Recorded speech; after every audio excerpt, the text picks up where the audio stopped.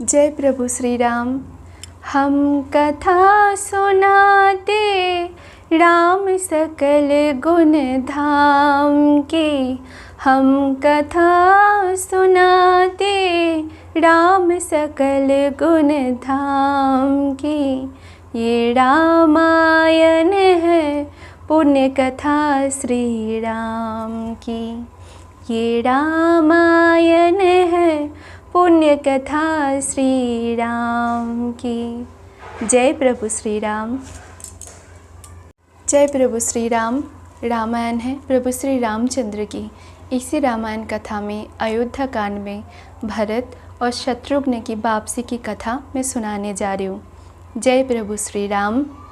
गत रात्रि के स्वप्न और इस प्रकार दूतों के आगमन से भरत के मन में उठने वाले अनिष्ट की आशंका को और प्रबल कर दिया, किंतु उनके बार बार पूछने पर भी दूतों ने किसी भी अशुभ समाचार के विषय में कुछ नहीं बताया। भरत तथा शत्रुघ्न ने शीघ्रतापूर्वक महाराज कैकेयी से विदा लिया और दूतों के साथ अयोध्या की ओर प्रस्थान किया। अनेक नदियों तथा दुर्गम घाटियों को पार करके भरत अयोध्या की सीमा में प्रविष्ट हुए। वहाँ का दृश्य देखकर वे बोले, हे दूत, अयोध्या की ये वाटिका ये जनशून्य क्यों है? नगर में प्रतिदिन होने वाले प्रजाजनों का तुमुलनाद क्यों सुनाई नहीं दे रहा? ऐसे क्यों प्रतीत हो रहा है कि जैसे आज अयोध्या श्रीहीन हो गई हो? क्या यहाँ किसी प्रकार की अवांछनीय घटना घटित हुई है? दूतों ने उनके इन प्रश्नों का कुछ भी उत्तर नहीं दिया। आशंकित भरत राजप्रसाद में पहुँचे। वो सबसे पहले पिता के दर्शन करने के लिए उनके भवन की ओर चले। उन्हें वहाँ पर ना पाकर वे अपनी माता कैकेयी के कक्ष में पहुँचे। उन्हें देखकर मुस्कुराती हुई कैकेयी स्वर्ण के आसन से उठी। भरत ने माता का चरण स्पर्श किया। कैकेयी ने उन्हें हृदय से लगाकर आशीर्वाद दिया और अपनी माता और पिता के कुशल समाचार पूछा। कैकेयी की कुशलता के विषय में जान लेने के पश्चात वो बोली, बस मार्ग में तुम्हें कोई कष्ट तो नहीं हुआ? उसके इस प्रश्न का कुछ भी उत्तर ना देकर भरत ने पूछा, माता, मैं पिताजी के भवन में यहाँ आ रहा हूँ। वे वहाँ नहीं थे, मुझे बताइए वो कहाँ है? तटस्थ भाव से कैकेयी ने कहा, हे पुत्र, तुम्हारे तेजस्वी पिता स्वर्ग सिधार गए। कैकेयी के मुख से इन शब्दों को सुनते ही भरत के हृदय को मर्मांतक आघात लगा। वे बिलख बिलख कर रोने लगे। फिर वे बोले, अचानक ये कैसे हो गया? हाय, मैं कितना अभागा हूँ कि अंतिम समय में उनके दर्शन भी ना कर सका।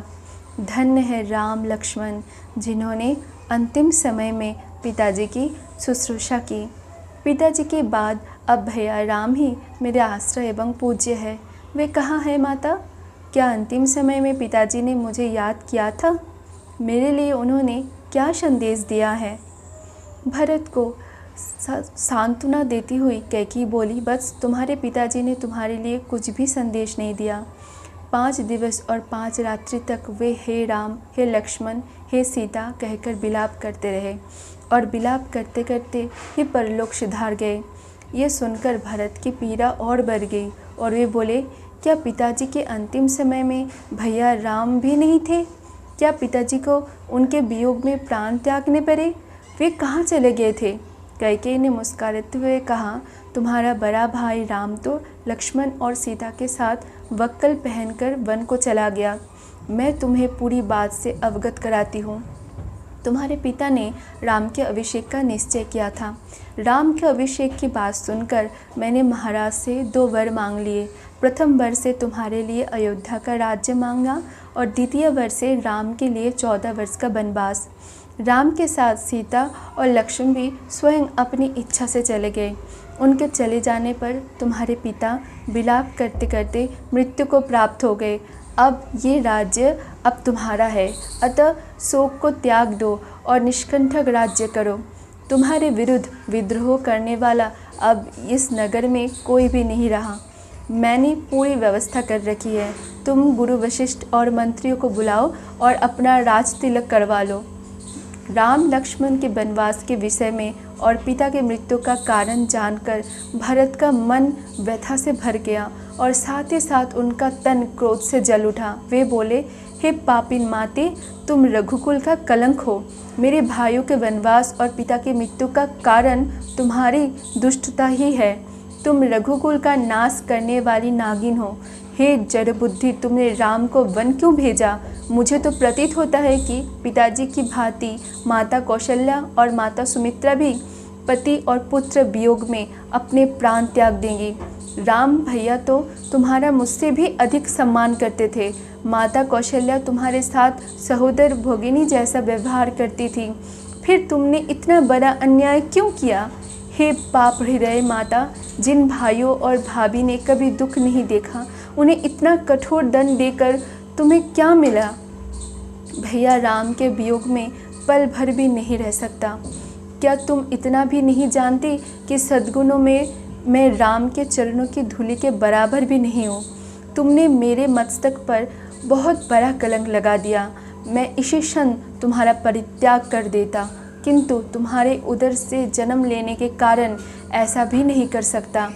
अस्तु मैं यदि तुम्हें नहीं त्याग कर सकता तो क्या हुआ? अपने प्राण तो त्याग सकता हूँ ना। मैं विष खा लूँगा, ये वनों में राम को ढूंढते हुए प्राण दे दूँगा।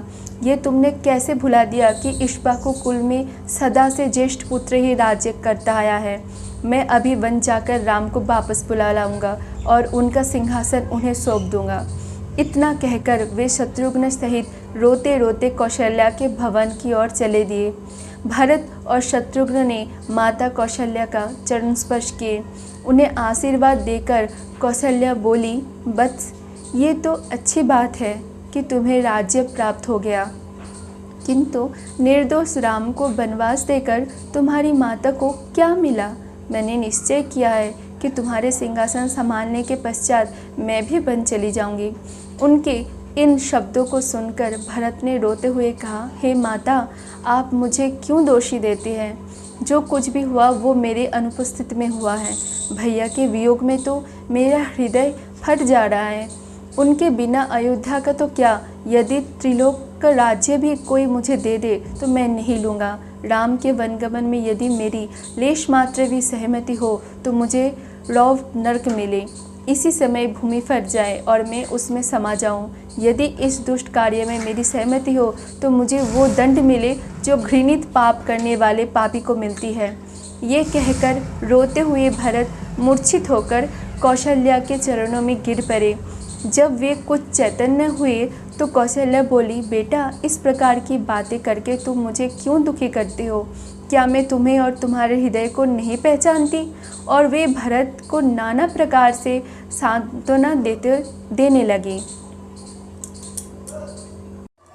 दूसरे दिन प्रातःकाल गुरु वशिष्ठ ने शोकाकुल भरत को धैर्य बांधते हुए महाराज दशरथ की अंत्येष्टि करने के लिए प्रेरित किया। राजगुरु की आज्ञा का पालन करने के लिए प्रयास करके भरत ने हृदय में साहस जुटाया और अपने स्वर्गीय पिता का प्रेत कर्म प्रारंभ किया। तेल कुंड में रखे गए शव को निकालकर अर्थी पर लिटाया गया। अर्थी पर पिता का शव देखकर भरत का हृदय चित्कार कर उठा। रो रो कर वे कहने लगे, हाँ पिताजी, आप मुझे छोड़कर चले गए। आपने तनिक भी विचार नहीं किया कि अनाथ होकर मैं किसके आश्रय में जीऊँगा। आप मुझसे बात नहीं कर रहे हैं क्योंकि आप मुझे दोषी समझते हैं। आप स्वर्ग सिधार गए, भैया राम वन को चले गए। अब इस अयोध्या का राज्य कौन संभालेगा? भरत को इस प्रकार विलाप करते हुए देख महर्षि वशिष्ठ ने कहा, वत्स, अब शोक त्याग कर महाराज का प्रेत कर्म आरंभ करो। उनके ऐसा आदेश देने पर भरत ने अर्थी को रत्नों से सुसज्जित कर पुरोहितों तथा आचार्यों को निर्देश अनुसार अग्निहोत्र किया। भरत, शत्रुघ्न और वरिष्ठ मंत्रीगण अर्थी को कंधे पर उठाकर शमशान की ओर चले। रोती बिलखती प्रजा भी सब यात्रा के पीछे पीछे चलने लगी।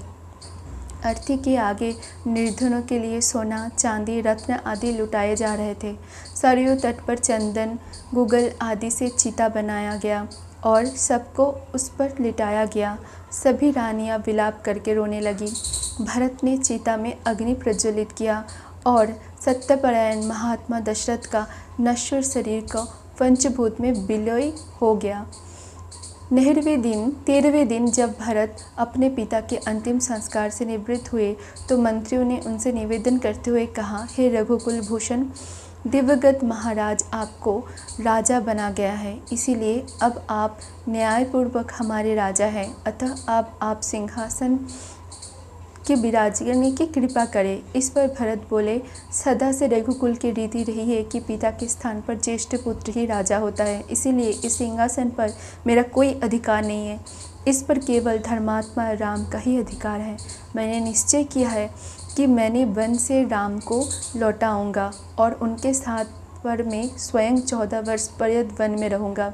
अतः आप सभी तत्काल भैया राम को वापस ले आने के लिए वन में जाने के लिए तैयारी करें।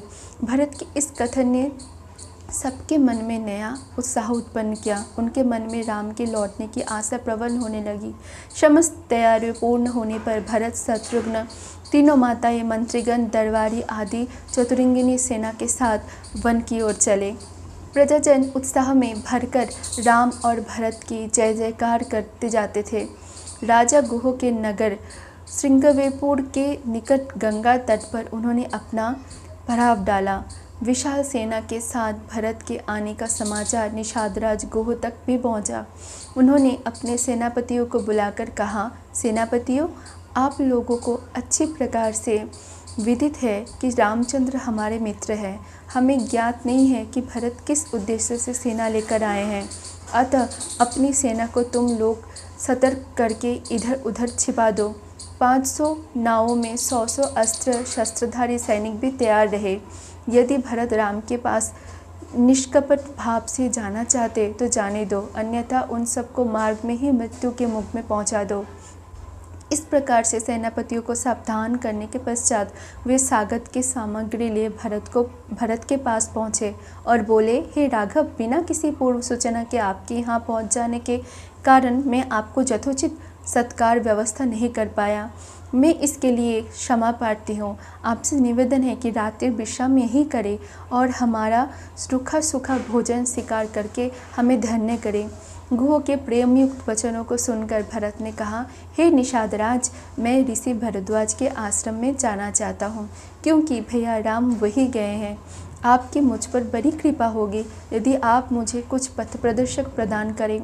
निषादराज बोले, प्रभु, आप चिंता ना करें, मैं और मेरे सैनिक आपका पथ प्रदर्शन करेंगे, किंतु आप इतनी विशाल सेना को साथ लेकर रामचंद्र के पास क्यों जा रहे हैं? निषाद के हृदय की शंका के अनुमान कर भरत बोले, निषादराज, मैं भैया राम को वन से लौटाकर उनका राज्य उन्हें सौंपना चाहता हूँ, क्योंकि वो मेरे बड़े भैया हैं और पिता के तुल्य है। मेरे इस कार्य के लिए मेरी माताएं और मंत्री आदि भी मेरा साथ दे रहे हैं। भरत के वचन सुनकर गुह को संतोष हुआ। समस्त जनों सहित भरत ने वही रात्रि विश्राम किया। प्रातःकाल गुहराज की आज्ञा से गंगा के किनारे पर सैकड़ों नौकाओं का प्रबंध कर दिया गया और उनमें सवार होकर सब गंगा पार उतर गए। वे सभी महर्षि भरद्वाज के आश्रम में पहुँचे। उनका यथोचित सत्कार करने के पश्चात महामुनि ने भरत से वन में आगमन का कारण पूछा। भरत ने हाथ जोड़कर कहा, महामुनि, मैं अपने भैया राम का दास हूँ। मेरी माता कैकेयी ने जो कुछ किया है मैं उसके सर्वथा विरुद्ध हूँ। मैं भैया राम के पास जाकर उनसे क्षमा याचना करना चाहता हूँ। मैं उनसे अयोध्या लौटने की प्रार्थना करना चाहता हूँ कि वे वापस लौटकर अपना राज्य संभाले। भरत की बात सुनकर मुनि बोले, भरत, तुम वास्तव में महान हो। मैं तुम्हें आशीर्वाद देता हूँ कि तुम तीनों लोकों में यशस्वी होगे। आजकल राम, सीता और लक्ष्मण के साथ चित्रकूट में निवास करते हैं। तुम कल प्रातः वहाँ चले जाना। आज की रात्रि यहीं विश्राम करो। प्रातःकाल जब चित्रकूट जाने के लिए भरत मुनि भरद्वाज से अनुमति लेने पहुँचे तो उन्होंने भरत को समझाते हुए कहा, भरत, तुम अपनी माता के प्रति दुराग्रह ना रखना, इसमें उनका कोई दोष नहीं है। कैकेयी द्वारा किए गए कार्य में परमात्मा की प्रेरणा है ताकि वन में असुरों और राक्षसों का राम के हाथों विनाश हो सके। भरत अपनी माताओं एवं समस्त साथियों के साथ महर्षि से विदा लेकर चले और मंदाकिनी के तट पर पहुँचे। वहाँ ठहरकर भरत ने मंत्रियों से कहा, प्रतीत होता है कि भैया की कुटिया यहाँ कहीं निकट ही है। सेना को साथ लेकर आगे जाने से यहाँ बसे हुए आश्रम वासियों की शांति और तपस्या में बाधा पड़ेगी, इसीलिए आगे में सेना के साथ नहीं जाना चाहता। अतः तुम गुप्तचरों को भेजकर राम की कुटिया का पता लगाओ।